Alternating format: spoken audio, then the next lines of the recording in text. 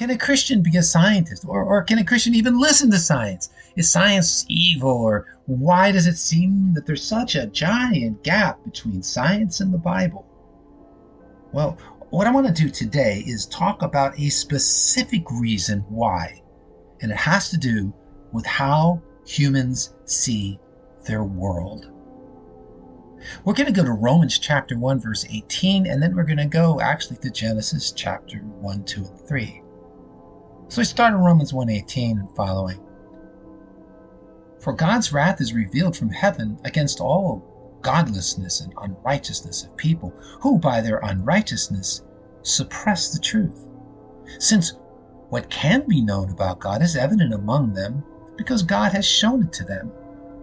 For his invisible attributes, that is, his eternal power and divine nature, have been clearly seen since the creation of the world, being understood through what he has made. As a result, people are without excuse, for though they knew God, they did not glorify him as God or show gratitude. Instead, their thinking became nonsense, and their senseless minds were darkened. Claiming to be wise, they became fools, and exchanged the glory of the immortal God for images resembling mortal man, birds, four-footed animals, and reptiles. Therefore God delivered them over in the cravings of their hearts to sexual impurity, so that their bodies were degraded among them. They exchanged the truth of God for a lie, and worshipped and served the creature rather than the Creator, who is praised forever. Well, obviously, there's a whole lot in this section of the Bible. I'm only going to point out 4 quick truths here. First of all, humans suppress the truth in unrighteousness. That's in verse 18. They suppress the truth. Suppressing means they hold it down. They cover it so that nobody sees it. They don't let the truth come out. It's the first thing humans do. Second, God has created the world in such a way it's obvious that he is there, that he made everything, that he planned everything. Truth number 3, even though they can see these things in creation, they did not honor God or give thanks, but they became futile in their speculations, and their foolish heart was darkened. And then finally, for this reason, God gave them over to degrading passions.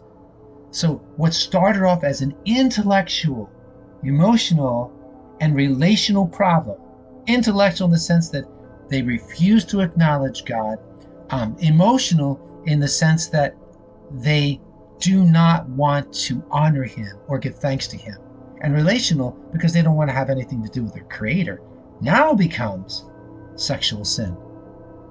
God gave them over to depraved mind. When it says gave them over, it doesn't mean God made them do it. He just said, okay, I'm not going to hold you back from doing what you want to do. And it ends up with all of these things: unrighteousness, evil, greed, and wickedness, etc., etc., etc. Where'd that come from? Well, it came from that beginning part. The beginning part is that they suppress the truth. And the reason they suppress the truth is because God made it very clear that he is the creator of the universe. But they don't want that. And because they don't want it, they push it down. They cover it over. They don't want that truth to come out. And when they do that, they do not give thanks to God, and they do not acknowledge him or give him honor. And they become futile in their imaginations. They become foolish in their thinking. That's the world we live in. That's the world that we are all a part of. So if you want to ask the question, what's the deal with science and the Bible? Why does there seem to be a contradiction there? Or why does there seem to be a battle between the two of them? The battle is not between science and the Bible. The battle is between sin and God. That's the battle. The battle is that the world is completely given over to sin. And that sin refuses to say that God is creator. And that sin refuses to give God the honor he deserves. And that sin refuses to see God's clear evidence of himself in nature. They don't want to see it. All of these things These moral depravity, all of this moral depravity comes because humans see nature, but they refuse to acknowledge God. And in the end, everything falls apart, which is where civilizations always go. Civilizations, no matter how good they start, always end up in the same place. Why? Well, they end up in that place because they refuse to acknowledge God or give him thanks. Now, God created the world in 6 days, and then the seventh day he rested. And we go through, when we read the creation story, read about the creation of all the different things, and then we come to human beings. And there's something different that happens with human beings. God said, let us make man in our image, according to our likeness, and let them rule over the fish of the sea, and over the birds of the sky, and over the cattle, and over all the earth, and over every creeping thing that creeps on the earth. God created man in his own image. In the image of God he created him. Male and female he created them. Well, so there's something really important here. God created human beings in his image. He didn't create any other creature in his image, just humans. There are lots of things that means. One of the big things it means is the fact that humans will rule over the planet. It says, and let them rule. And so that's the major part of the image of God. But more than that is the fact that human beings are drastically different from all other created beings. We have will. We have amazing minds of creativity. We love, and we have the kind of love that is willing to die for others because we love them. We are made in an amazing way to look like God. Not physically, because God doesn't have a body, but spiritually, sometimes emotionally, relationally, in so many different ways, we look like God. And that's awesome, and it's amazing, and it's wonderful. And humans are a glorious creation. The highest point of God's work of creation is human beings. It's the highest point. And God looked upon all that he had made, and he said it was good. You know the story, though. What happened? God created a garden, put the man in the garden before the woman was created. And God said, from any tree of the garden you may eat freely, but from the tree of the knowledge of good and evil you shall not eat. For in the day that you eat from it, you will surely die. Because God did not create Adam and Eve as robots. And he didn't create Adam and Eve as animals like the rest of the animal kingdom. He created them in his image. And a part of his image is the freedom to make your own decisions about whether you're going to love or not. God gave them that freedom, but he gave them a way of experiencing that freedom. She ate the fruit. She believed that God was a liar. She believed that God didn't love her. And she believed that God was not really trustworthy. She also thought that it would be good to know. Well, to know what? Well, good and evil. She thought, hey, I want to know good and evil. I want to know for myself. And did you notice in Romans chapter 1 that we looked at first? It's really about knowing. Oh, wait a minute. The division between Christian truth and science is really a division about knowing. How do you know for certain what's real and what's true or not? Well, science says you can't use the Bible to know. And why? Well, because God created the world, and he made the world in such a way so humans could know that he was the creator. They could know his glory, but they chose not to know. Here's where it happened.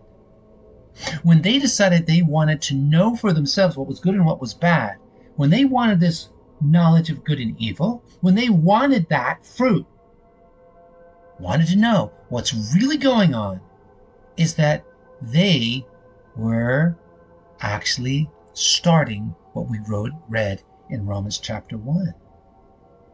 The rebellion of humans against God, the turning away from God's truth, the not giving thanks or giving honor to God, the being given over to their own desires, all of that is right there eating that fruit, because the fruit is where they know for themselves what is good and what is not good. And I do want to point out, the woman ate the fruit, and then, bizarrely, I'm sorry, but it's bizarre, she gave it to the man to eat. What is that all about?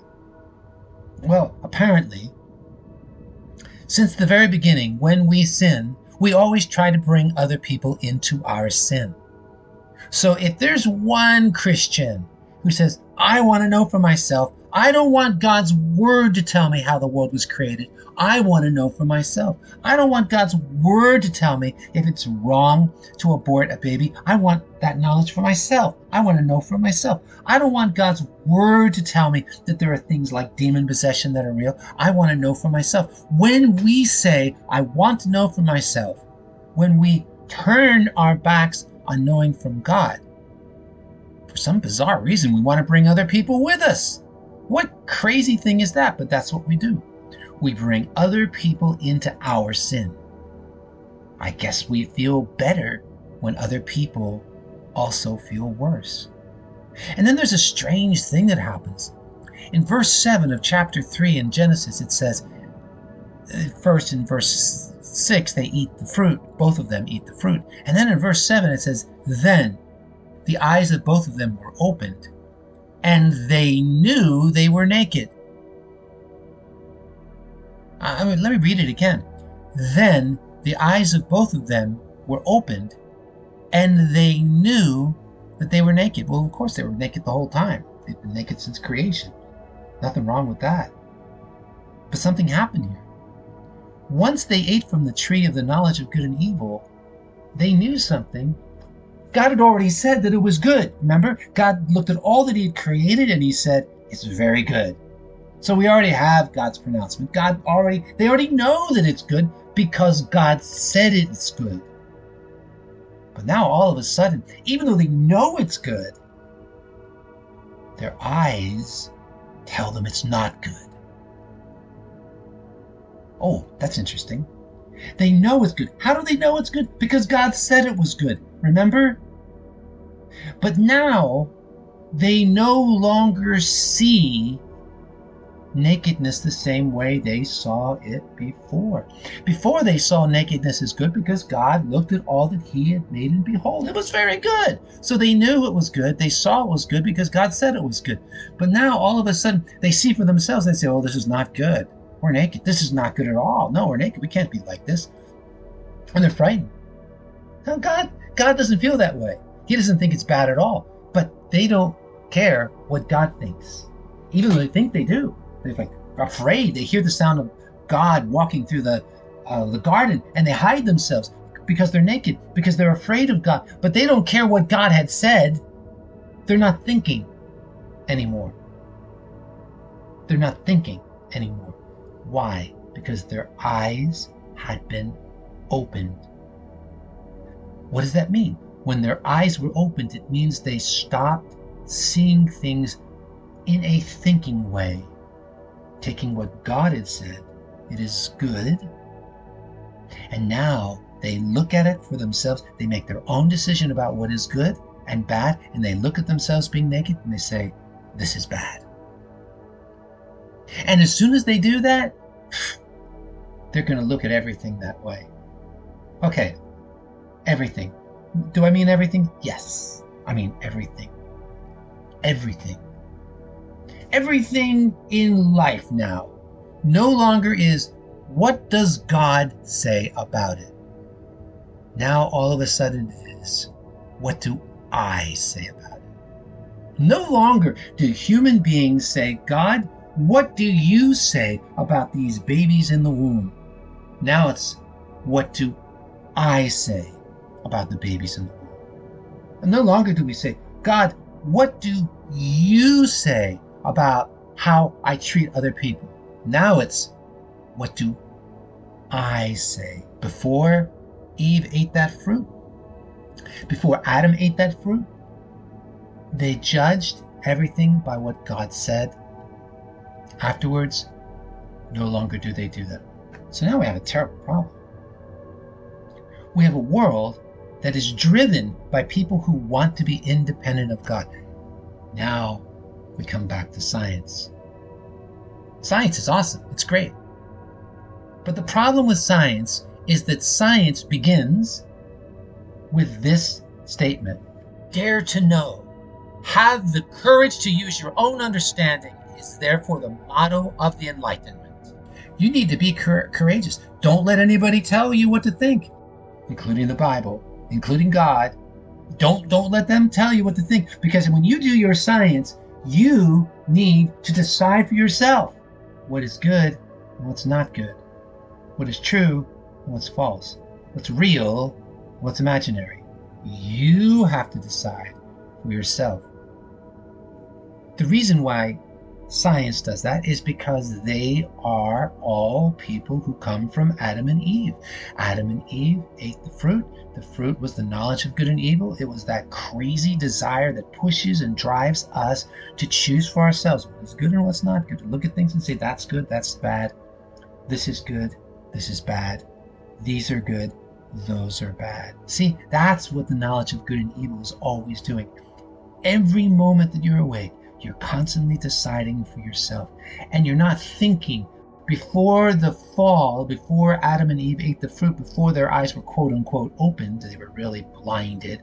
But before that, when they would look at things, they would say, God, good or bad? God would say, good.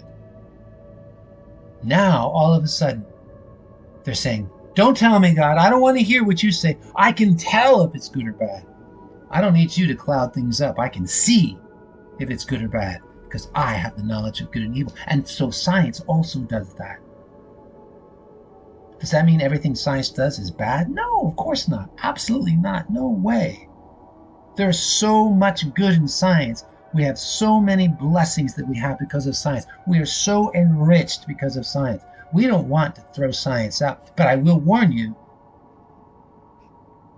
if scientists are descendants of Adam and Eve, and they are, regardless of what they say, they are, then they are also partakers, they are also eaters, they are also users of the knowledge of good and evil. And what that means is that scientists are just like everybody else. They're going to be driven to say, don't tell me what it is, God. Don't tell me how to think. Don't tell me how to believe. I'll do it for myself, thank you. And so everything we read about the human race in general, that although they knew God, they did not acknowledge him as God. I mean, what that means is that they look at creation, they say, oh, there's got to be a creator. But what science does, just because they're partakers of the knowledge of good and evil, is they're always saying, I have to choose for myself. I have to decide for myself. And they do not see God in nature. Even though God is everywhere in nature, completely seen in everything they could look at, they refuse to see it. They don't give thanks. They don't acknowledge God. And they become foolish and darkened in their thinking. Well, what do we do about that? Well, in some ways, we're stuck with it because all of us have the knowledge of good and evil. But remember, this is about thinking. And the Christian thinking is what we want to deal with here. You say, well, what should I think? No, that's not what I want to say. It's not what should I think. It's how should I be thinking? How should I be thinking? Well, I can show you one passage, Proverbs chapter 1, verse 7. Proverbs 1:7 says this simple statement: the fear of the Lord is the beginning of knowledge. The fear of the Lord is the beginning of knowledge. Fools despise wisdom and instruction.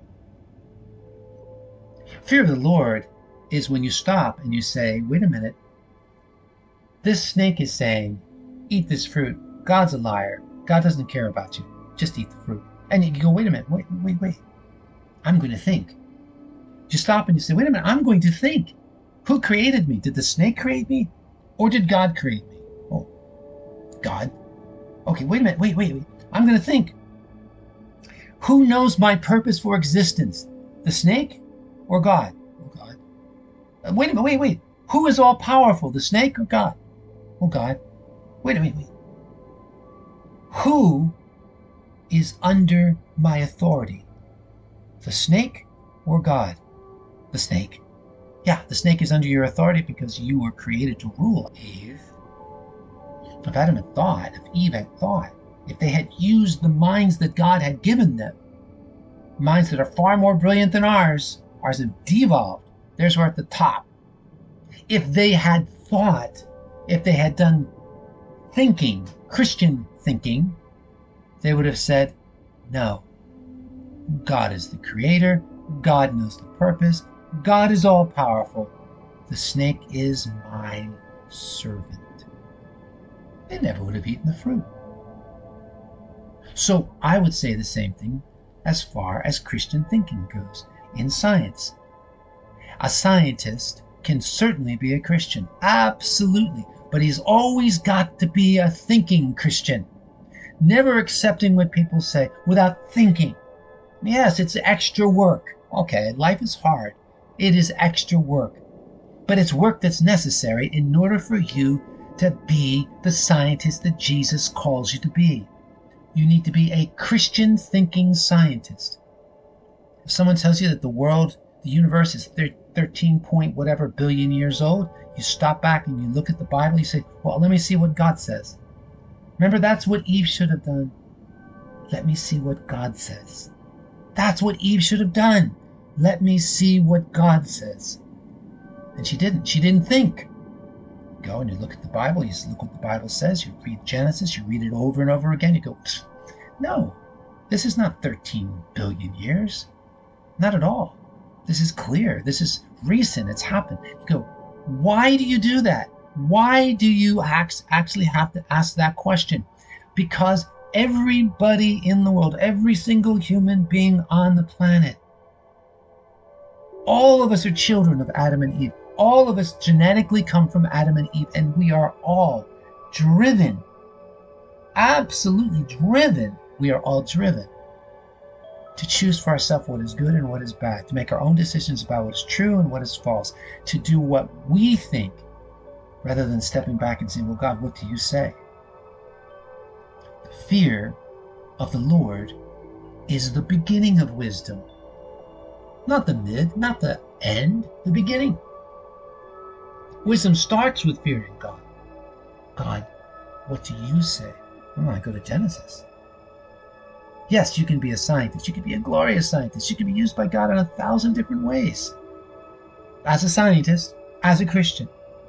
But don't be the kind of Christian scientist who believes everything the world says, even though these people are being driven by the knowledge of good and evil to deny God, not to give thanks, not to give honor to God, and to be in rebellion against God and darkened in their understanding. Don't be those people. Don't be those people. Instead, be a thinking Christian scientist, right? A thinking Christian scientist. One who actually says, God, what do you say? What does your word say? Does that mean that sometimes people are going to reject you? Yeah, of course. That's fine.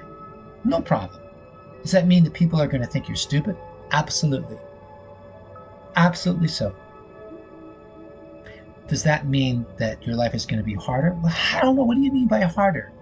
Yeah, it'll be harder in some ways, but it'll be better. The fear of the Lord is the beginning of knowledge. Fools despise wisdom and instruction. So actually, honestly, now I want to be thinking a little bit better here. I want to make sure that when I look at the world that God created, that I don't look at the world the way they looked at the world in Romans chapter 1. I don't want to become a fool. I don't want to not be thankful to God for what He's created. I don't want to suppress the truth and unrighteousness, right? I want to know the truth.